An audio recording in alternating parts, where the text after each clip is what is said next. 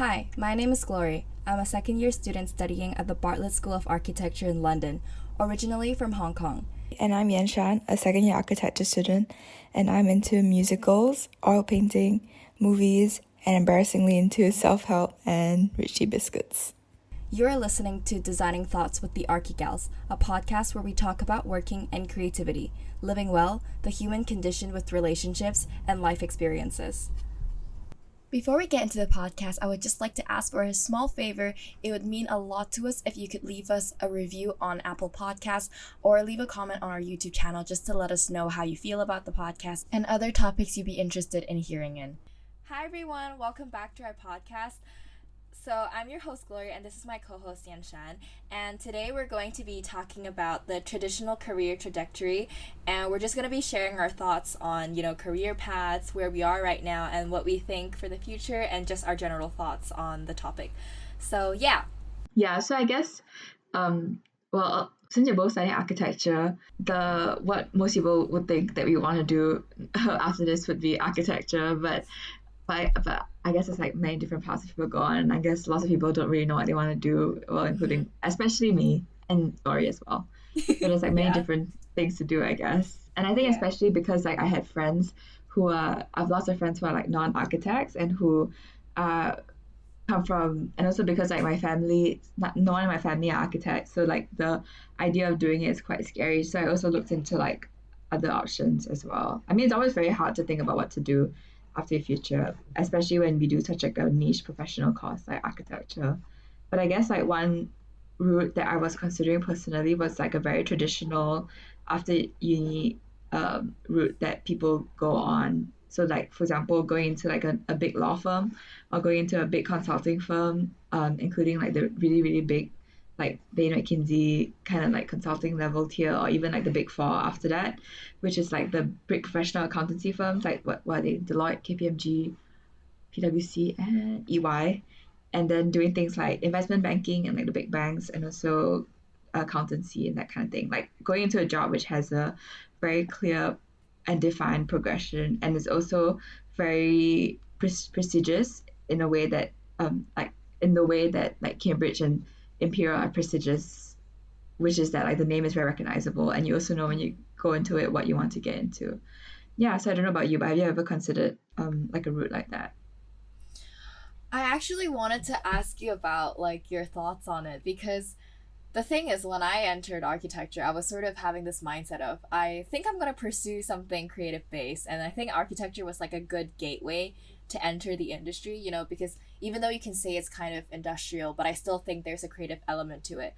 But I just wanted to ask you, like, when you entered architecture, were you already thinking about like these type of things before you entered, or did it appear while you were doing the course and you just thought architecture would be like a nice, I don't know, like a nice midpoint where you can sort of swap because of its soft skills you gain from architecture, like communication skills, like presenting, stuff like that. And it's really easy for you to negotiate these skills into firms you were looking at. Like, were you thinking about that? Yeah, so I think that's quite interesting because I didn't expect architecture to be so artistic.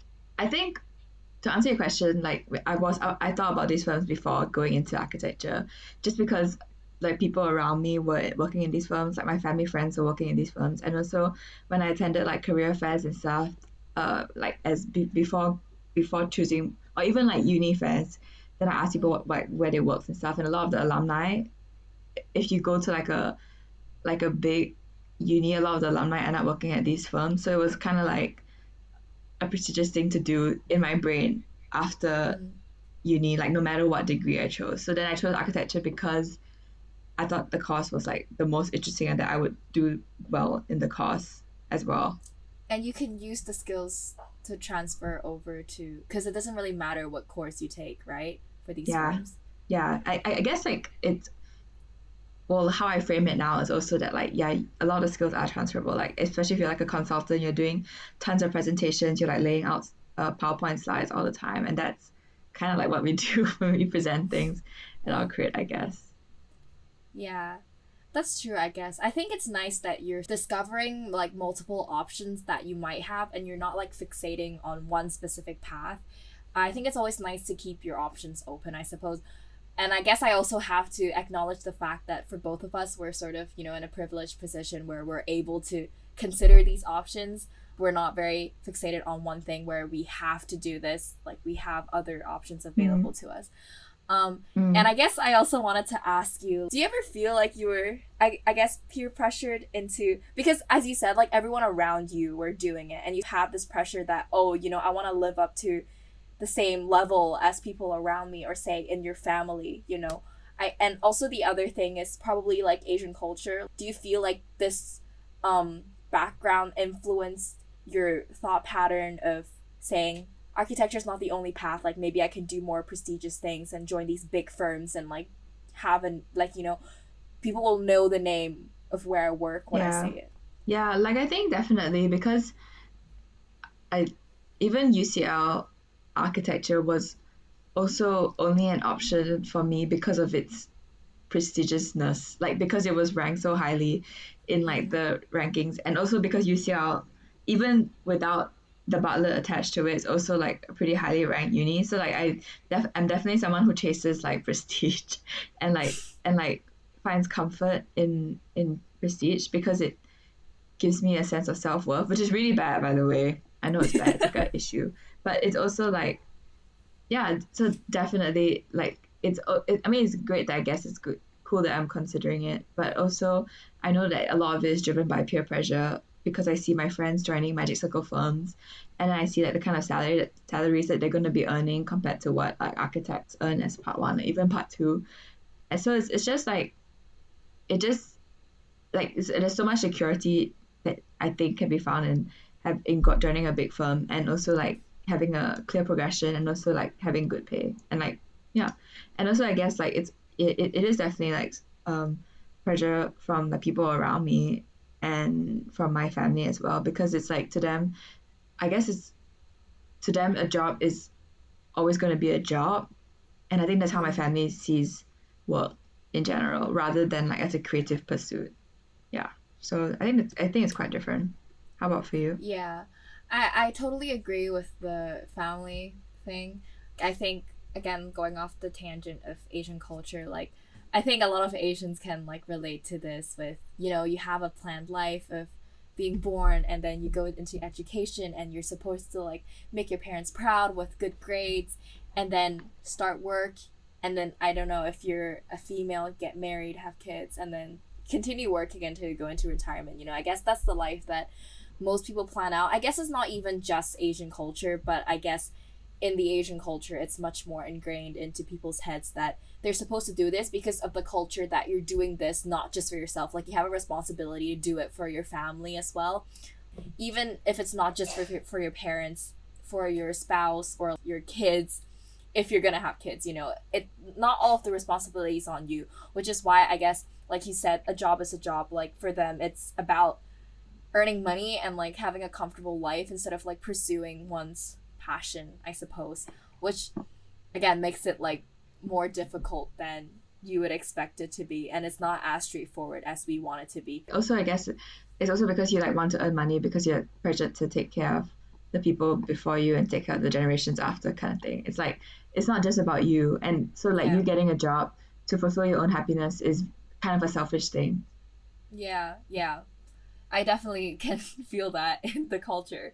Yeah, so sometimes I also wonder, I'm like, is this, I guess this is just a question I ask myself, as a rhetorical question. Like, is this really my duty as an Asian kid or as an Asian person, Um, Sometimes I always wonder that, like, what am I, like, what's my goal? Like, what's my responsibility, But Yeah. at the same time, I'm also really grateful that like at least my mom is a lot more open to the idea of pursuing one's passion, and it's not the typical of, have to be a doctor, a lawyer, an engineer type of pathway, Yeah. So yeah, I'm definitely grateful for that, but it doesn't, completely eliminate the entire, because it's so ingrained in us.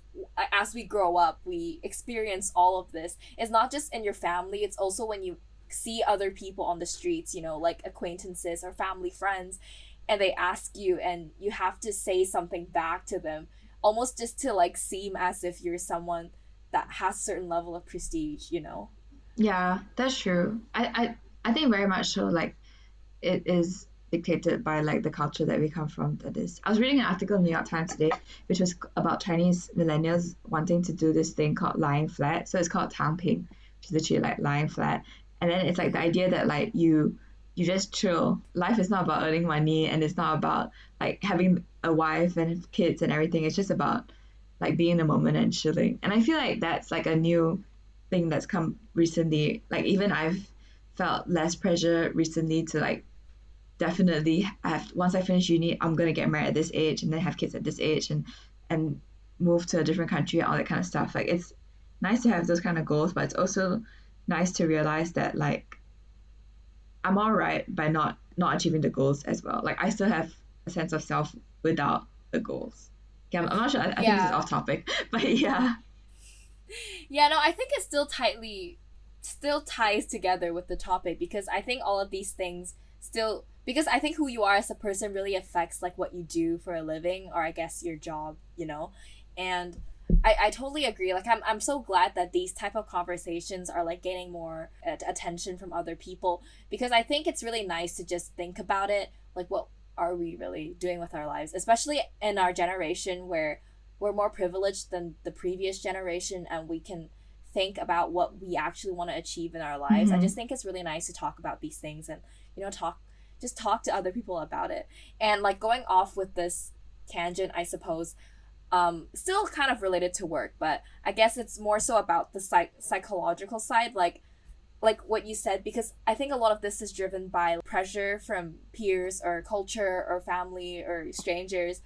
I think for me, sometimes I feel like for us, we need to do some soul searching in the sense that what are we really looking for when we Mm-hmm. say we want to do this for a living? You know, like are we just seeking for a sense of like acceptability to be accepted by others? Because I think a lot of times we base our careers on the thoughts of other people. Like Mm-hmm. it's not really just oh, what do I enjoy? It's about, oh, does it sound good on my resume? Does it sound good when other people ask me what I do for a living? It's not really about the modesty of doing what you want to do anymore. You know, and sometimes I think that's kind of sad, but at the same time, this is how our society works now, you know? Yeah. And yeah, and sometimes because I just recently watched a video about this from the School of Life.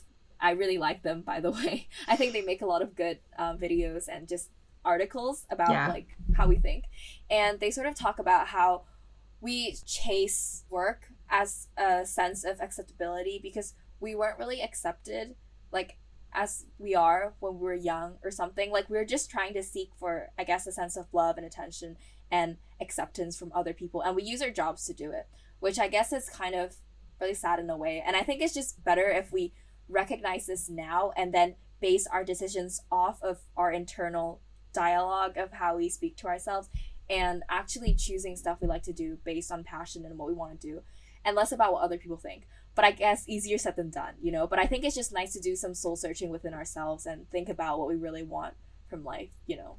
Yeah. Yeah. Well, Yeah. I guess like coming back from that, maybe I'll just go through like because I did do an internship recently at Deloitte, which is like a big four firm. So I could go through like what I understand about that kind of career path from the people that I've talked to there.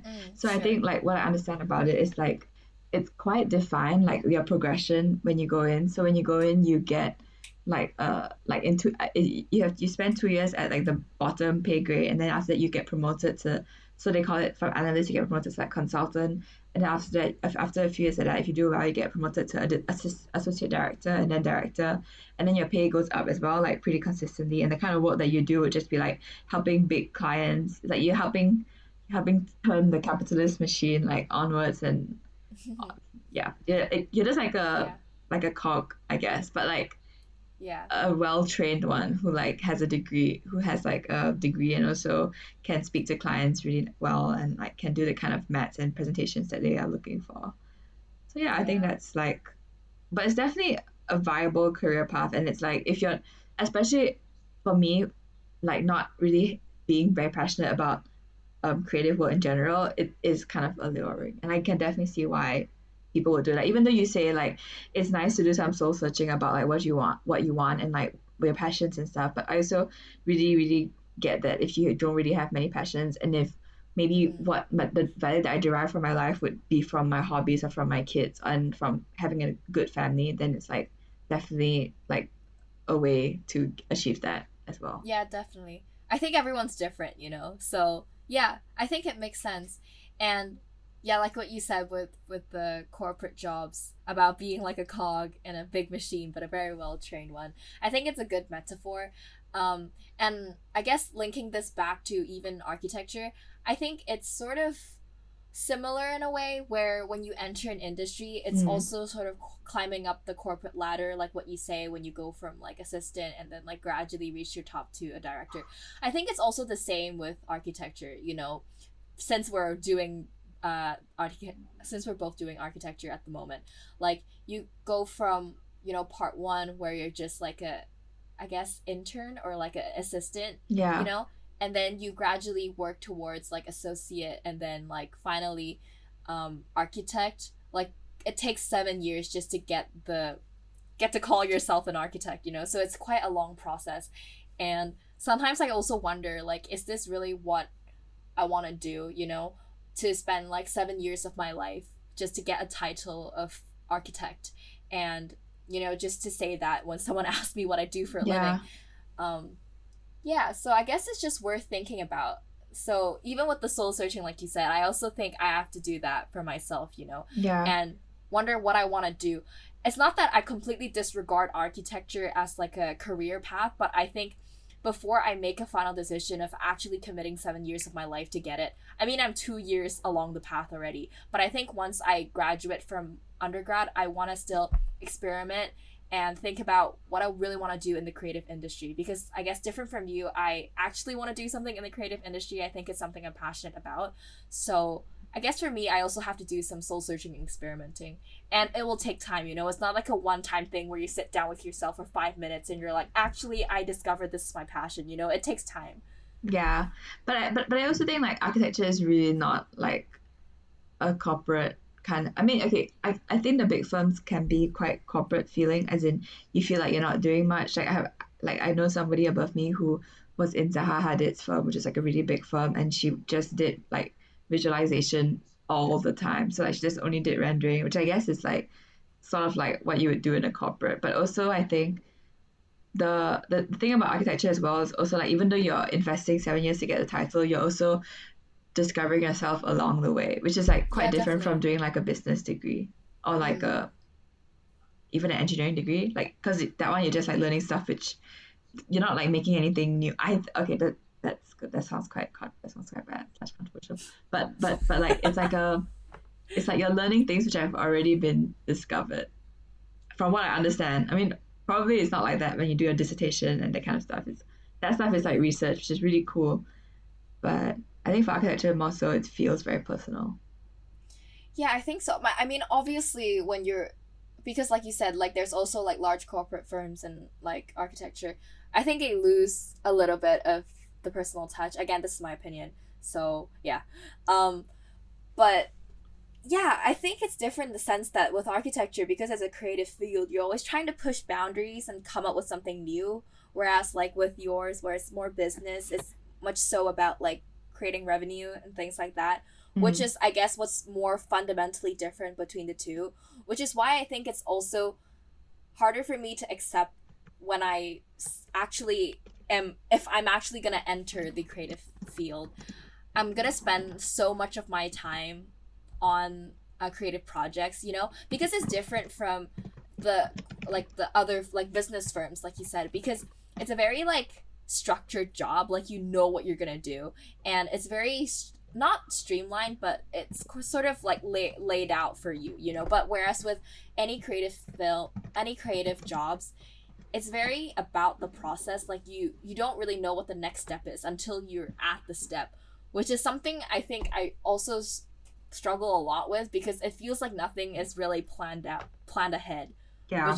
sometimes is kind of annoying because you're spending so much time in the studio or, you know, the office doing these creative things, and you don't really know what the next step is, which sometimes also makes me scared that, you know, am I wasting my youth away like doing these things, you know. But Yeah. again, like you said, I think it's still a valuable experience because it's not you don't know what's happening next. So it's always going to be a learning experience, and you're always going to learn something new along the way. And it's Yeah. a self-discovery for yourself as well, you know?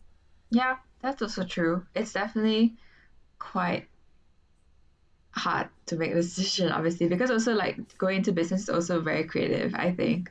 Like if you're starting your own business and if you're helping people solve their like very big problems, like which is what I think big firms do. But I think like with everything, probably over time it does become more routine and then you kind of expect what will come next kind of thing. So Yeah. depends. Yeah. Hmm. So I guess we should probably also explain how it works for architecture students. You do, in the UK at least, you do 3 years of undergrad and then you do 1 year as a part one graduate in work experience in a firm, and then you do 2 years of a master's, and then you do another 1 year work experience, and then after that you have to do part three. So that was part one, part two, and then part two is a master's, and then part three is like the finishing exams Yeah. kind of thing, and then only you're fully qualified. But at part one, some people stay on for a few years at their firm, and at part two, some people don't even do part two and just stay on in like the model making side or Yeah. other There's a lot of miscellaneous. paths, Yeah, but it just takes a long time to like get the title of an architect. Sometimes I always compare like when you do architecture, it's almost like doing medicine.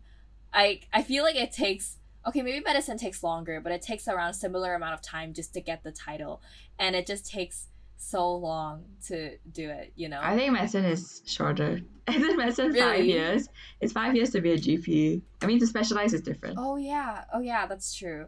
Okay, I guess architecture is harder. It takes Well, actually, longer. actually, actually, that's not true. I think you have to do 1 year as housemanship, maybe 2 years housemanship. So maybe it is the same, Well, actually. I think it's just similar. Let's just say they're similar, you know, like you take equally long just to Yeah. get the title. And my mom is, Um and medicine is considered in my culture a more prestigious degree. yeah, but oh well, you know, I at least for me, I think my passion lies within the creative industry, you know. Yeah. And speaking of the creative industry, I know you said that you were considering options outside of the creative industry, but I don't doubt that you have interests in the creative industry. So have you ever thought about that if you were to actually continue down the route of doing creative jobs? Like, would you continue down the path, or like what jobs would you think of having? You know, have you ever Yeah. considered those? Um, I think this year, because of the way that my course was taught, like we had a lot of exposure to other creatives, which was actually very interesting to hear about. So like doing, I guess, other common, like if people ask me what my dream job would be, I will always say like, oh, I want to be an animated movie director, which is very creative. But I think like that comes from, yeah, I would consider becoming like a movie director, but also it's not like I don't make movies in my free time. It doesn't sound very viable. So it's just like, yeah, I think it'd be cool to make something which inspires people in such a direct way. Maybe even like a novelist or a writer. Yeah, definitely with the animated movies director, I think it's just a really cool job. I mean, we talked about this, but like the Soul movie that Pixar just recently released, I love that movie so much. And the animation for the fingers playing the piano is just absolutely extraordinary. I loved it. Yeah, It's just so crazily good. yeah. And I watched this movie yesterday called Memories of My Body, which is an Indonesian film, and it's not animation, but it's just like when you make a movie, you can feel like if you have the ability to like make people cry and to think about the movie afterwards, it's just like so powerful. So yeah, Yeah, mine I would be think a that's also movie something what I like about the creative industry. It's just like you're able to use your art to, I to guess, move stir up people. emotion. Yeah, stir up emotions in people. I guess movies might be a very direct way of doing it, but I feel like even subtle art, like, you know, graphic design or any type of design, like you're supposed to improve people's lives, and it's not lifeless, you know, like there's a personal touch to it. There's something in there that makes people feel, you know, even if they don't directly feel like a movie, because it's essentially storytelling, so it's easier to feel something. But I think even in like very simple art forms, I think it's just also to like make people feel something, which is, I guess, what I like about it, because I feel like there's life in it, Yeah, you know. yeah. Yeah.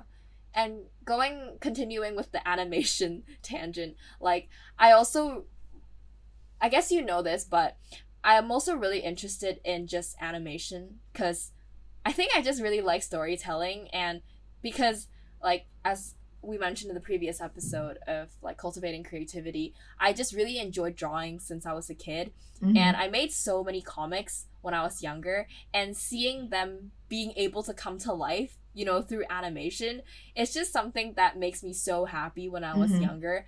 When you see cartoons on TV, it was always so amazing to me and so cool that, these things can move and they can talk. And when I finally realized that I can actually do them myself on my computer, like I was in complete shock. I was Yeah. like, I can do that? Like my characters can come to life? I was so happy, and I actually considered this to be a creative, like a path for me, maybe in the future. And I guess this also links to the fact that maybe architecture was like this course might be a good gateway to open to me to new creative industries. And I think maybe, animation might be one of them, but I'm not sure at this point. But I'm still trying to develop my skills and, trying to get better at it. Because I just think it's such a beautiful way of storytelling, using art. And I love that. Yeah. Well, I think definitely there's like lots of potential, like doing, even if not from a art standpoint, as in like not even if not necessarily being the person who like makes the thing that you look at, but even a person who like does the storyboarding or like it's a production assistant, like helps to make it happen. It's also so Yeah, cool to yeah. me. Yeah. That's another small cog in a big machine. But I guess maybe for me, that would be more rewarding, I guess, because it's part of a finished product. I don't Yeah, know, that's able to affect people. But yeah. yeah, definitely. But I feel like you're definitely looking like it's cool that you know that you definitely want to be in the creative industry and that this is what you want to do. Yeah, but it's very vague, I guess. It's like I just know I want to be in it. Yeah. I think it's also a bit more difficult as in like because people who want to be in it are so passionate, it's like it's almost like if you're vague and if you're not sure which part you want to be in, then you shouldn't be there. I feel personally. Yeah, that's true because you see all these titles for someone's job. You're like, I don't know, what's an example? Like lighting visualizer. I just named something off the top of my head. Like I don't know. I don't think that's an actual job, but I just think there's so many like job titles. It's just so hard to know like which one are you going for. It's Yeah, just so many. So I yeah, guess I'm just gonna have to experiment, I suppose, yeah. And and I see think where it's it leads me. also like some people study animation at uni or like they study lighting design at uni and then obviously they'll be better at that kind of thing than you or I will ever be because they've done like that's what they're interested in like that and that's what they Yeah. study. So yeah, Mm, it's hard, I guess. yeah.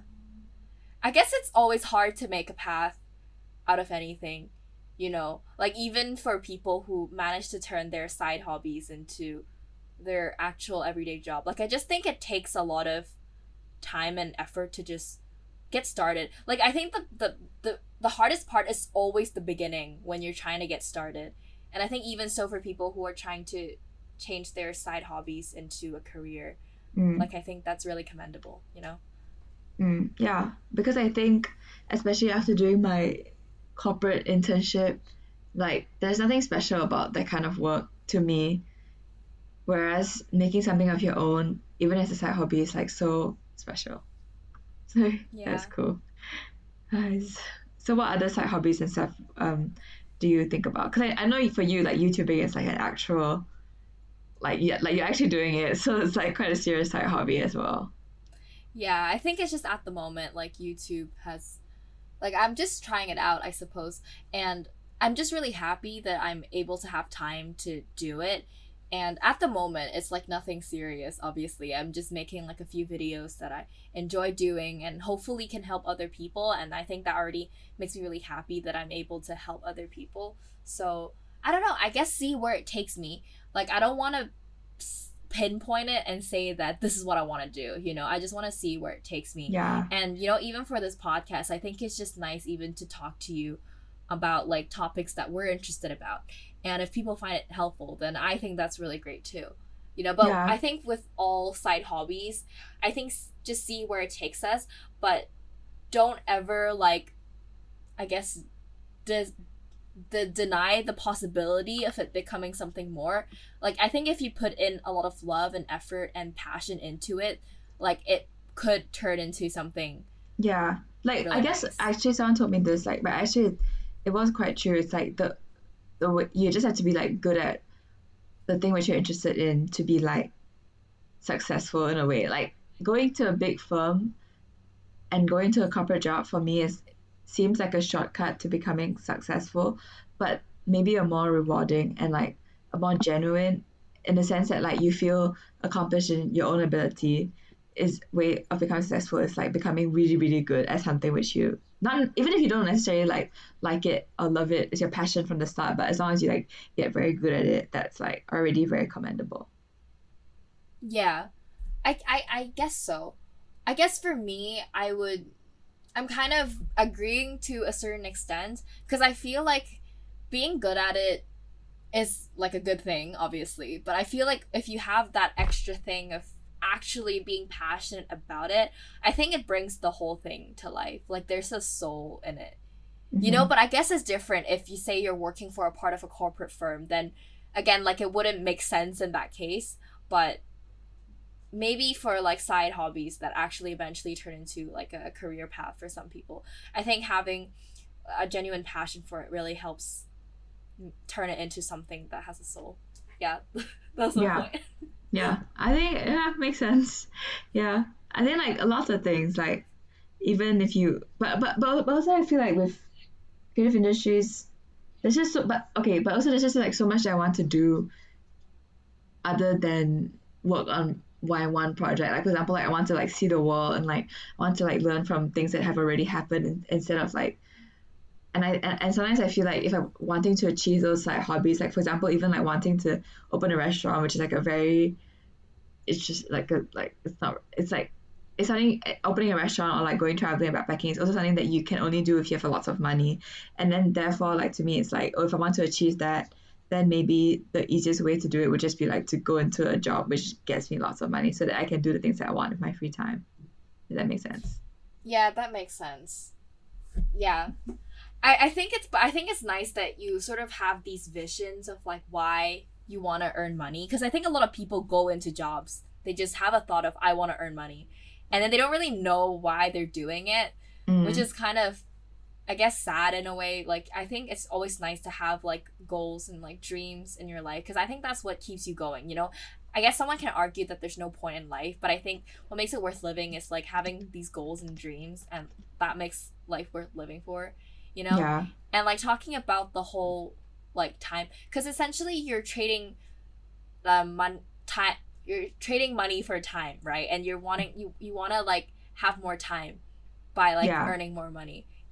And I think I don't know where I'm going with this, but No, I but no, guess but it's I get where you're going. As in, like, that's also quite. It's also quite scary. It's also quite scary to like imagine that if only you have enough money, then you would have time and the ability to do all these things. Like that's also not the right way. Like also because then it's like you're saving all your life to be lived like in your during a holiday or like when you are retired, which is not a very reliable way of like being happy as well. yeah. I mean, I discussed this with you before about like because I'm recently reading the 4 Hour Work Week by Tim Ferris, and I just think he Mm, brings up a lot of good points about like earning money and then trading time and money and how can you really achieve the lifestyle you want to have. And I think he mm-hmm. brings up a lot of good points. Like maybe we can do a book review, but I'm not sure. But I just think it's a really like new way for me at least to start thinking about how I want to plan my life, and I'm already really grateful that I'm able to read the book at this age when I'm not even fully earning money yet, and just implementing these mindsets into my head about how like time is essentially more valuable than money because you can't get more of it, but you can always like earn more money, and we shouldn't be saving them until the very end of our life, for retirement. And Mm, it's sort of like the thing you just said about wanting to work really hard just to get that time to do things you actually like. And mm, I guess it should be more about how can you do it now when you have the physical health and um, body to do it. But I guess it's like hard to find a balance for everything, you know? Yeah, that's interesting. I started reading this book called The Midnight Library by Haig. Oh my gosh, these are all such basic top 10 list books. But anyway, I was reading The Midnight Library by Haig, which is about like choosing, which is about like, so like basically the premise is that like this girl, we should do a book review comparing those two. But anyway, the premise is that this girl like manages to relive the lives which she thought she wanted because she's unhappy in her own life. And I always wonder about that, like if I got to live other lives, like for example if I had chosen to go to school in Singapore, which I was thinking about at one point, or if I had chosen a different uni, like what would be the outcome. And then, well, the overarching moral is like kind of like, oh, like just you're probably happiest where you are now because the other choices that you made were not really made for yourself. Like you're thinking about them because they were choices which other people wanted for you, if that makes sense. Yeah, I could kind of guess the conclusion of the book because I think just kidding. I mean, I think just being happy with where we are now, you know, I think everything happens for a reason, which is why I don't really have regrets as in with the choices I made, you know, with things that I can't control, then oh well, I couldn't control them. But with like where I go to uni, like who I made friends with, you know, I think I never regretted any of those because I think at that time I made that decision, there must be a reason, and everything happening now is based off what happened then. So, you know, I'm not really mad or I don't regret anything right now. I don't know how you feel though. That's good. I think I have lots of Regrets. regret. Not that I wish it went differently, but like, okay, I do kind of wish that if I had just tried that, what would happen? I want to see possible other outcomes. Yeah, this can be another podcast topic, I feel like, because it's like very philosophical and psychological. Yeah. But yeah, is that everything? Do you have anything else to add? Well, I think it's just that, well, thinking about what you want to do in the future is obviously very difficult, but it's also not like the end all be all of like who you are. Yeah, I think that's a good point. Because I think whenever someone meets you for the first time, they always ask, so what do you do for a living? So what do you do? You know, and I feel like that's always the defining question of that really defines me as who I am as a person. You know, if I'm an architect, then that's all I am. But I don't think that your job really defines you as a person, you know, because I feel like we're so many different things. We're not just our job. And I think that's what that's the society that we live in now, is we place so much emphasis on our job, the course that we take, the education that we're receiving. Like I think that's so important, which is also something I learned in counseling, I guess, is that you're not just one thing. You have so many other things that makes up who you are, but we just tend to neglect it because society or other people puts so much emphasis on job, academics, and things, which makes us consume that and let that define us as a person, which is something I think both of us struggle with. That's true. Yeah, because it's also so like easy to, well, it's easier for me to categorize someone based on like where they went to uni or what course they do. Then I have like an idea in my brain of like how they should act and how they would act and what their priorities are. So in a way, like I get it. Like it's good to know that background information so that you have like a shorthand of what you think their personality is like. But it's also very like, I think just each of us have to know ourselves that like that's not what's most important or even important at all. Yeah, in the long run. It's true. I think it's just an easy way to, I guess, make assumptions and like to categorize people, because I think that's what people like doing. They like to categorize people into groups and make assumptions about them so they know how to act around them. Mm-hmm. But yeah, like you said, I think it's just important for each of us as individuals to know that this is not who defines us as a person. You know, it's okay that other people make assumptions about us. We just don't have to let that define us as a person. You know, otherwise then society wins, you know, then you're fully a cog in the big machine, you know. So I think it's just knowing who we are and just knowing that in ourselves. And I think that's really important. And I think that also brings my point to, like, I think as a person, like, you know, as a main path or your main job, if you like it, then great. And, you know, it can, it's definitely part of who you are, but I think like having other stuff, you know, side hobbies or like other things you're passionate about, you know, it doesn't have to be like very defining, you know, like music, art or something. It could be Mm-hmm. very small, you know, like gardening or, you know, spending time with your family, like what you said. I think that's also something, but I just think it's something to enrich you as a person. You know, it's like spices up your life, and it like connects, it allows you to connect with other people that's, you know, not just in your circle of your job, you know, especially if you Mm-hmm. work in like a Yeah. big corporation, you know. So you have Yeah. other things going on. It's not that isolated, which is why I think sometimes when people get like unemployed, their whole world crumbles down, because I think that's the only thing, or like the main thing they focus on in their life. Like once that's gone, the whole pillar crumbles, and then their, you know, their whole life just shatters. And I think that's just really sad, like because we place so much emphasis on job and work. Well, I mean, definitely also it's because you have to like earn Or money money. that way. Or money, yeah, I know. But I know. but yeah, I think it's easy for us to say because we're not at the stage of earning money yet. that's So we true. can make these assumptions, but That's true. we'll see how we think when we, you know, graduate and Have to start earn earning money. money. Guys, but I get it. Like as in like I used to think that I used to do lots of things for my CV. So like if I joined a club or if I became president of something, it was mostly for my CV. This was before I got into uni. But then now that I look back, I'm like so happy that I did those things anyway, even though it didn't really count. Like nobody cares about your CV, obviously. But it's like the experience in itself was like so fun. Like it was just, and it's nice to look back, which I guess is Yeah. like now like even if like one of your side dreams was like to work in a bubble tea shop, which I was at one point, I remember if I remember correctly. Like that's Me. also worth, was it you? Like I think it was you. I That think I that's wanted, no, I said I also wanted to worth work it. at a coffee shop like Starbucks. Oh, Like as a okay. barista.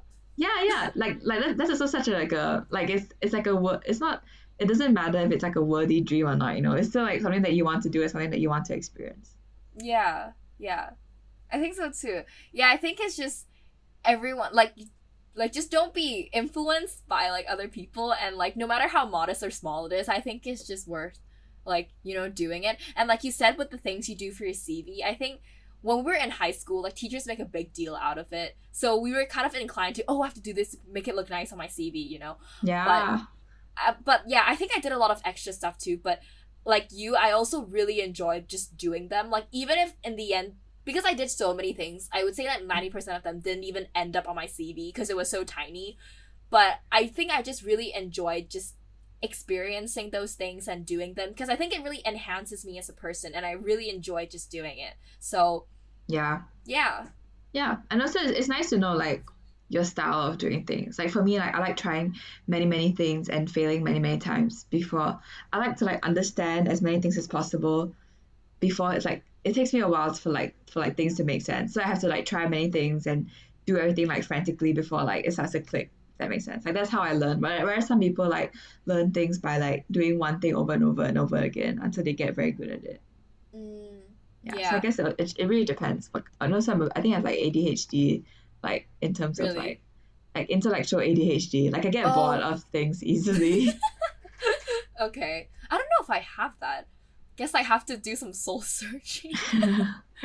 But Yeah. yeah, I guess to conclude, like I would say really just, I think the main takeaway is to like do some soul searching of like what you want. And it's not, like I said, it's not like a very short time period thing where you really figure out what you want. Sometimes it just takes years for people to really know what they want from life, and sometimes people don't even know what they want from life, because I think a lot of, there were like interviews about people on their deathbeds and interviewing them like, oh, what are your biggest regrets in life, and they're like not choosing the career path or not doing things I love, you know. So I think for us, when we have the privilege of actually choosing what we want to do, like I think we need to like seize the opportunity. So I would say like do some soul searching and like figure out what you want to do. And you know, if you like your main path, I think that's great. You know, like it's your passion, I think that's great. And you know, I guess this is my opinion, but I think having side hobbies like really spice up your life and enrich you as a person. So I recommend that, but maybe it's not for everyone because it's just me. Mm. But yeah, the thing is, I guess the point is also that everyone is figuring out their life as well, so there's like no rush. So just do whatever feels right to you, and yeah, just enjoy the process, as I always say, Yeah. and take a leap Yeah. of faith sometimes. Yeah. And You I know, also my think some one more thing to add would also be like if you do all that and then ends up being that you want to take like a very typical path anyway, like it's definitely, or like if you do all that and you realize that your goal in life is like to have a good family and to earn enough money to like have a really nice life, that's also like fine. Like it's Yeah, actually yeah. fine. Yeah. Yeah, that's definitely fine. I think having like a modest like goal in life. I don't know if I should call it modest, but like I think no matter how small the goal is, like what you said, it's fine. Like if that's what you want, because the thing is, you're living your life. Like if you're content and happy with it, then you should just go for it. It's like the story of how like a fisherman is happy by just catching fish and then sharing it with his family, and then he comes across this like I don't know, Harvard business student that's like, why are you wasting all your time? Like you could be making a fishing business out of this and earn millions and millions and dollars. And then he outlined the entire process for the fisherman. And then the Yeah. fisherman's like, then what? Then what? And then at the very end, they're like, then you can retire and, you know, catch fish, have fun with your family. And then, so yeah, it was a nice twist to the ending, I guess. So yeah, I think no matter how small your goal is or how modest or how big or, you know, whatever your goal is or what you want to have in life, as long as you're happy and content with it, I think definitely just go for it because you're living your life. So yeah, do some soul searching. I agree. So see you in the next episode, and thank you so much for listening. Bye bye.